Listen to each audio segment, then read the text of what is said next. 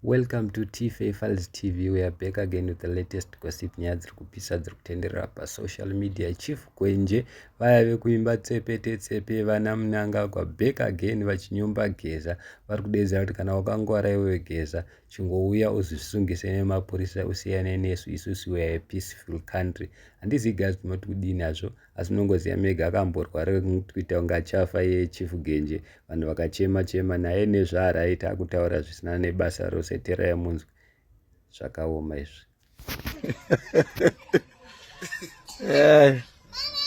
Nyika harisi bute wakomana kuti waimbondipawo ndimbofemba ndimbohotera unoita sei.